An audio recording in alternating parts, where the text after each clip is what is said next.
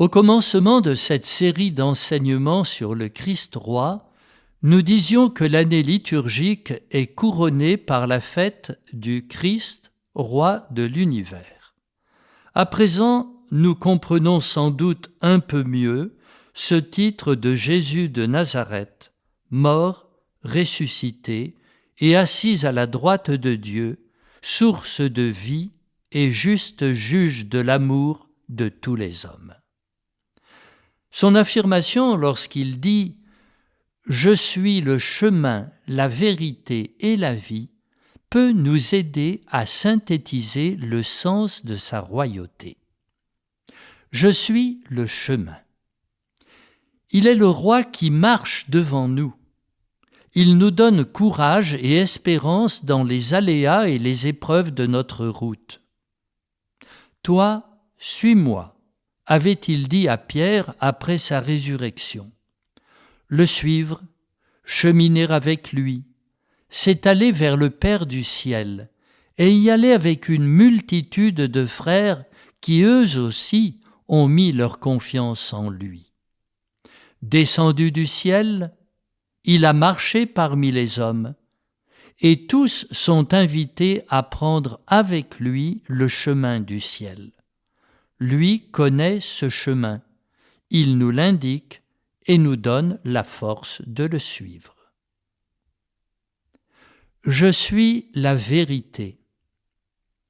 Le Christ est le roi dont l'enseignement éclaire nos intelligences et nos cœurs. Assoiffés de vérité, parfois sans le savoir, nous sommes séduits par ses paroles et ses exemples. En lui, point de mensonge, beaucoup de sagesse et seulement de l'amour. Et qui plus est, sa vérité, outre la lumière qu'elle apporte à notre existence terrestre, nous permet de répondre à cet appel de la transcendance blottie dans le fond de notre cœur.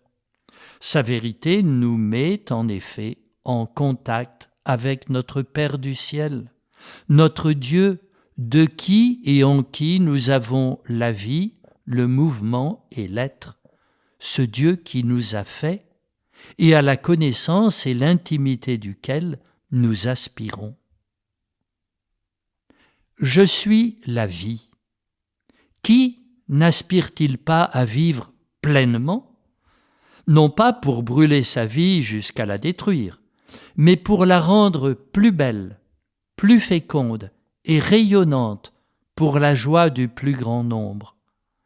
Le Christ est un roi qui nous associe à sa plénitude de vie, celle qu'il reçoit du Père et qui le fait exulter d'émerveillement, reconnaissant, pour, à son tour, se donner totalement dans un élan d'amour sans limite. À chacun, il offre le don du Saint-Esprit, vie amoureuse du Père pour le Fils et du Fils pour le Père au sein de la Trinité, notre Dieu unique, Père, Fils et Saint-Esprit.